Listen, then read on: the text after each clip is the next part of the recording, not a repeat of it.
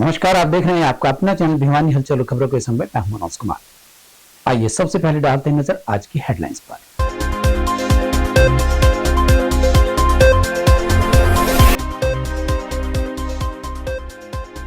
सर्दी के मौसम में फसलों को पाले से बचाने के बताए उपाय।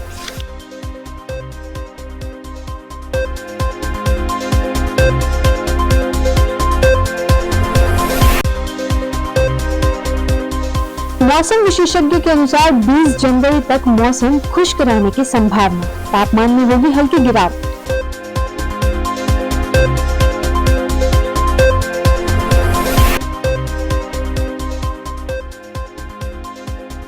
भिवानी पर्यावरण शुद्धिकरण समिति द्वारा किया गया बैठक का आयोजन, पर्यावरण संरक्षण के लिए शपथ।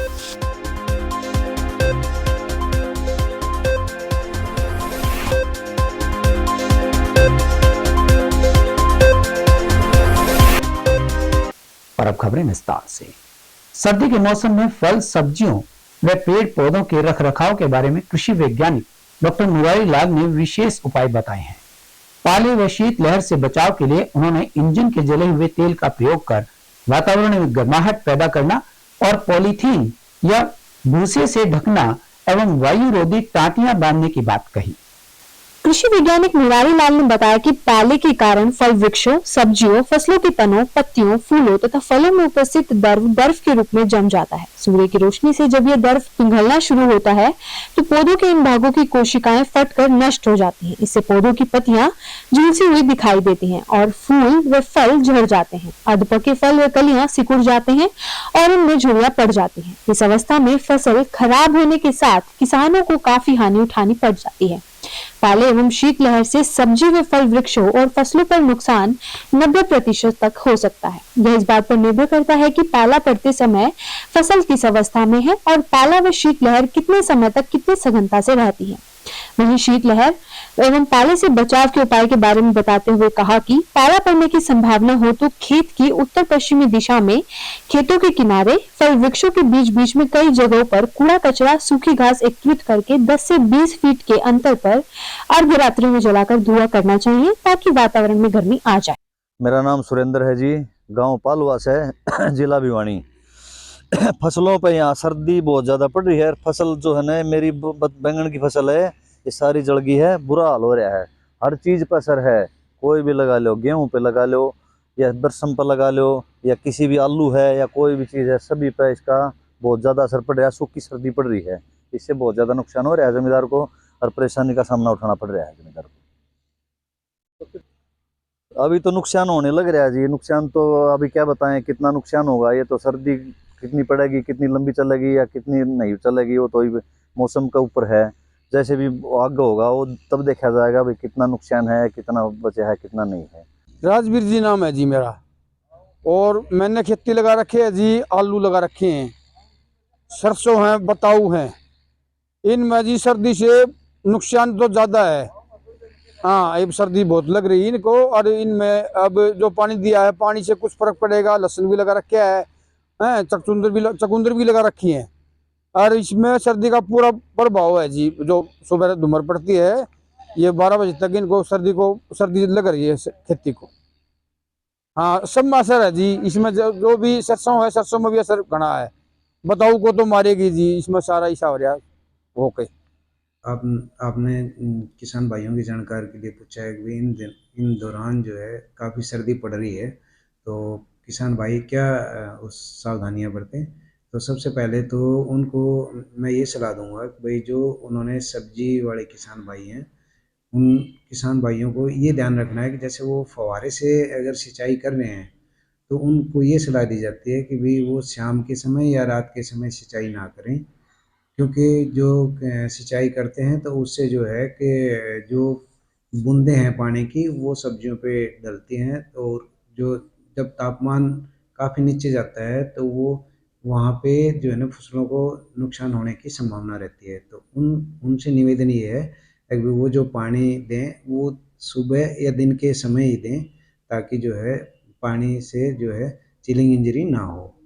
और जैसे हम जो है कि नर्सरी लगाई हुई है किसान भाइयों ने, और उन किसान भाइयों से भी ये निवेदन है कि उस नर्सरी को पराली से या जो है पॉलीथीन से ढक के रखें, और सुबह जैसे ही जो है धूप निकलती है तो उस पॉलीथीन को और पराली को वो हटा सकते हैं।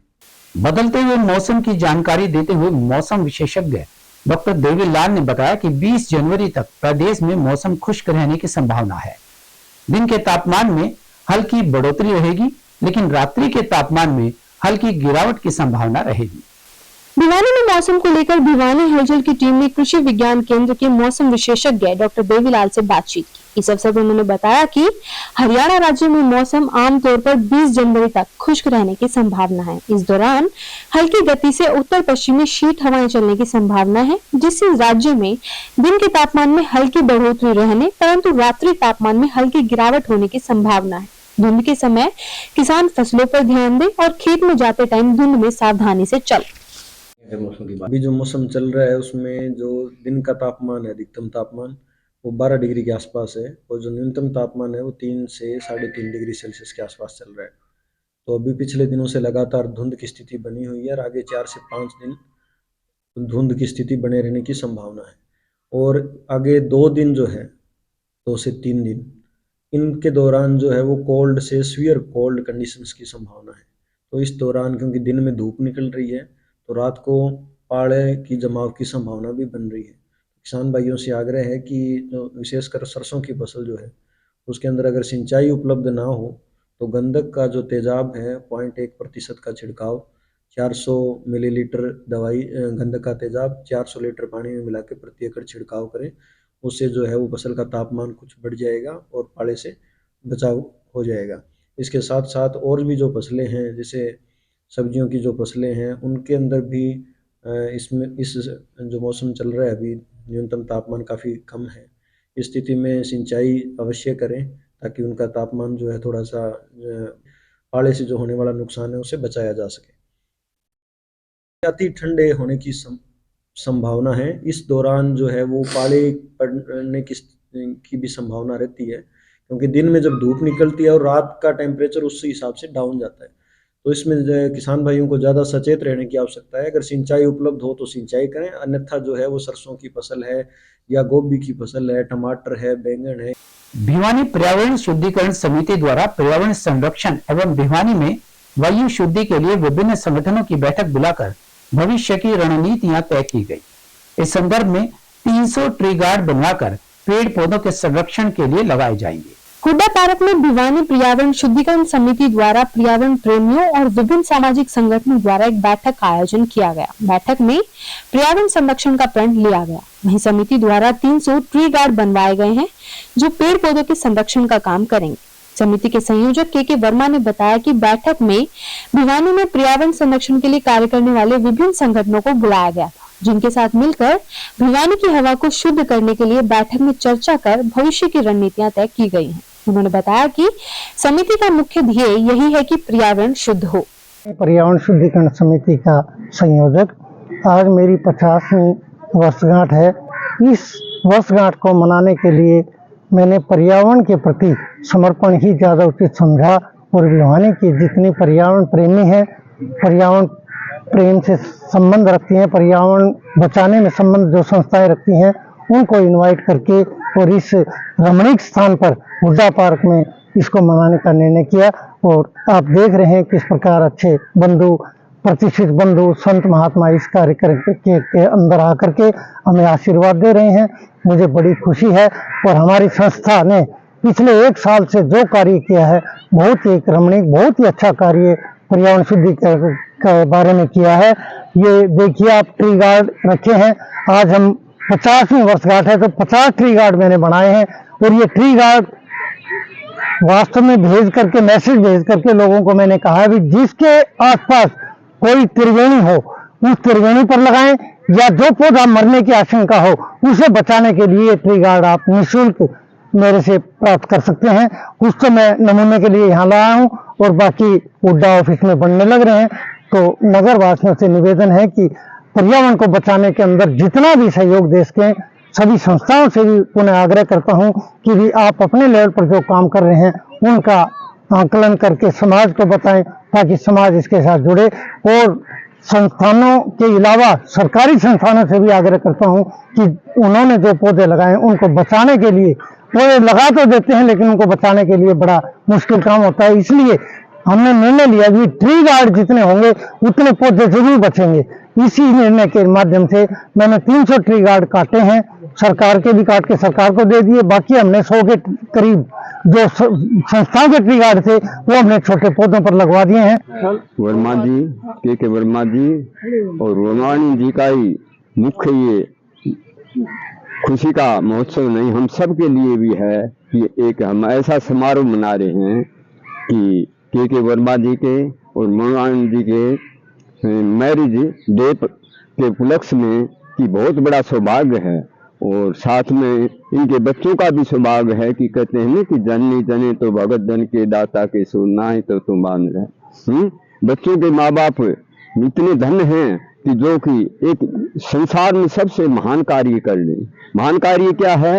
इस पृथ्वी पर हम आदि से सृष्टि रची, जब से हम अपने थूक टट्टी श्वास पेशाब आदि के द्वारा इस सृष्टि को हमने गंदा बनाया है, लेकिन इतनी गंदी हो चुकी है, उसका ऋण से उऋण होने के लिए हमने एक ही सुझाव मिला है जीवन में तपस्या करके, क्या कि ज्यादा से ज्यादा इस पृथ्वी के ऋण से उऋण होना है तो ज्यादा से ज्यादा पेड़ पौधे लगाएं। बहुत प्रसन्नता की बात है कि भिवानी पर्यावरण शुद्धिकरण समिति के संयोजक और भिवानी के वरिष्ठ सामाजिक कार्यकर्ता श्री कृष्ण कुमार वर्मा ने अपने शादी की 50वीं वर्षगांठ के उपलक्ष्य में एक बहुत ही सुंदर कार्यक्रम पर्यावरण शुद्धि का आयोजित किया है, जिसमें अनेक संस्थाओं के प्रतिनिधि उपस्थित है।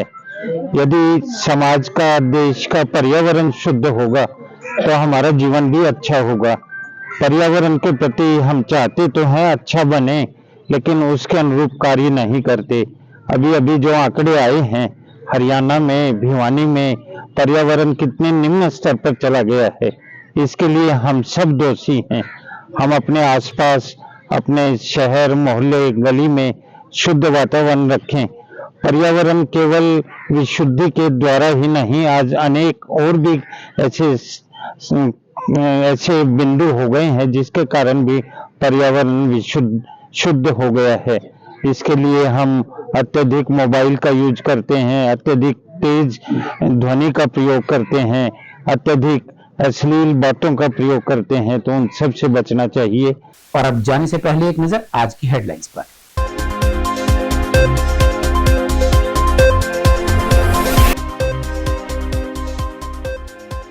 सर्दी के मौसम में फसलों को पाले से बचाने के बताए उपाय।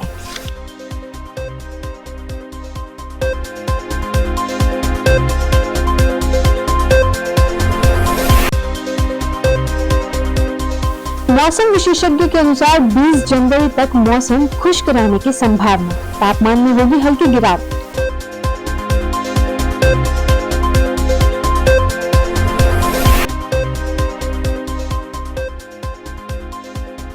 भिवानी पर्यावरण शुद्धिकरण समिति द्वारा किया गया बैठक का आयोजन, पर्यावरण संरक्षण के लिए शपथ।